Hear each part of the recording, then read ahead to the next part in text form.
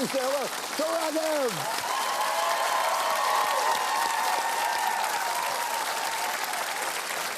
Hello, young man. Thank you, sir. Hey, buddy, hello. Good to see you, man. Thank you. Congratulations on everything. Thank you very much. You said something really interesting, which I think is a neat place to start in, which is you are a pop singer, so you have that contradiction of wanting to fit in but wanting to stand out. Yeah, I mean, obviously because of my background, and it's something that when we first arrived on the scene in the UK, it was something that hadn't been done in kind of a pop format. And you want to do that, but you never want to make it a gimmick. And that's something that's always a struggle, because people expect one thing out of you, and you want to give them the whole picture. Right. What's interesting, though, is you get to do that stuff and work with such interesting people and bring that experience back to here. So when you're working with other producers or other writers or other talent here, you have experiences that maybe they wouldn't have had access to. Totally. And that kind of, it gave me a musical legitimacy when I came back, and that's excellent. Put this picture up that Raghav tweeted. Look at this. With the geniuses, you got A.R. Rahman and also Pharrell. Yeah. So what was going on in that moment? That is the classic photo bomb right there. Yeah. It was really those two working on a record, and you just snuck in.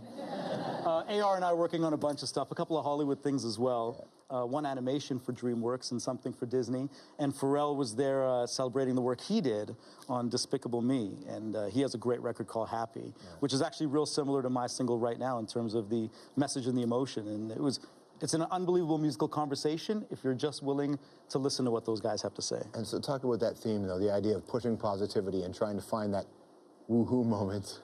Yeah, and that's what this song's all about. I mean, the verse is like the depths of despair, but if you hang on 20 seconds, things get better. And I think that is a good motto for life, is that there's a lot of reasons to say, I'm really caught in the sludge, but that aha moment is around the corner. And you're interested in lots of different music. I mean, I'm even hearing that you want to make, you got country music in you, and you want to make country records and all that. Yeah, well, the first album was called Storyteller because it was a mix of reggae and pop and R&B, and everyone said, all your songs sound like country songs. I said, well, I am from Calgary. Right. And I'd always been told it would be culturally impossible, but I think now it's time to make it possible. Culturally impossible is code for brown guys singing country music. Yeah. So, true story, I'm in high school, and I went on the local breakfast show in Calgary, and I sang a country song. And I must admit, I was kitted out. What do you mean you were kitted out? Like you had rhinestones on? I had the hat, and I had some Brooks and Dunn shirts on. And I remember later in the cafeteria that day, someone had posted something rather nasty, racist.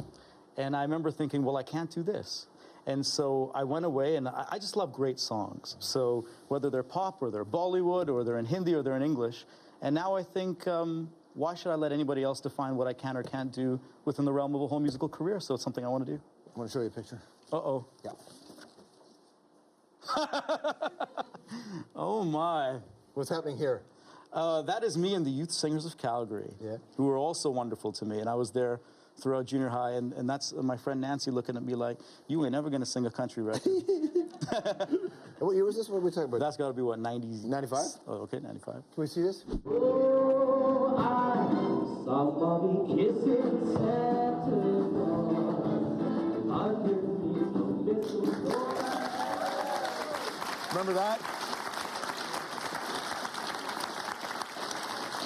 This was supposed to help my career, George. What are you doing? Homie, that's going to help your career. That's going to be on the Bombay Times tomorrow. That's over.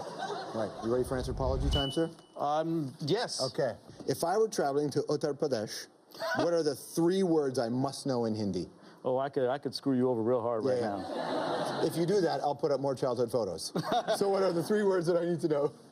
Shukriya. Thank you. Oh, wow, that's good. I've been to Pakistan, not India, but I've been to Pakistan. So, okay. Yeah. Shukriya.